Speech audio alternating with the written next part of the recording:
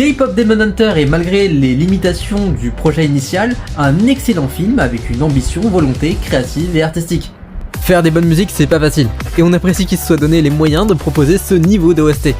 Quand on dit que la voix de Rumi est incroyable et que ça s'avère vrai dans l'introduction du film, l'immersion est instantanée. Pour ça que je vous invite à le voir en VO, en anglais donc.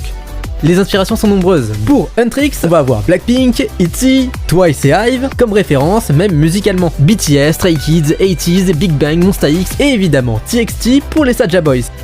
Ou littéralement SIS.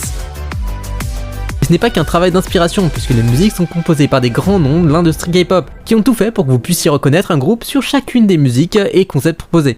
Tout ça accompagné de la recette de l'industrie K-pop. Lightstick, photocard, fansign, mascotte et collab.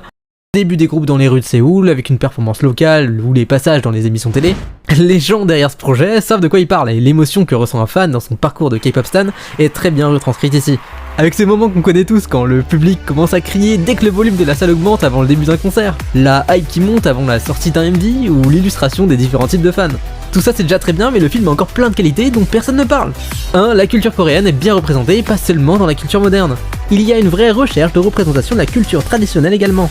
2. C'est extrêmement bien animé, bien mis en scène. Et si les chorégraphies des musiques sont bien, celles des combats sont impressionnantes et font partie de mes préférés all time. Surtout avec le nombre d'accessoires que présentent les vêtements des personnages qui donnent un vrai plus à chaque mouvement.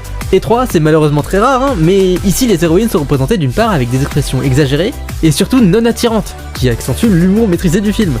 Et elles sont aussi parfois sans make-up et avec une couleur de peau réaliste. Je laisse les filles s'exprimer en commentaire, mais moi personnellement, si j'ai une fille, c'est avec ce genre de film que j'aimerais la voir grandir. En tout cas, vu que Maggie Kang, la co-réalisatrice, disait avoir des idées pour la suite, que la fin laisse une porte grande ouverte, que le film est top 1 Netflix dans quasiment tous les pays dans le monde et très bien classé sur Spotify et iTunes, j'ai pas peur de m'avancer et vous dire qu'une suite va arriver.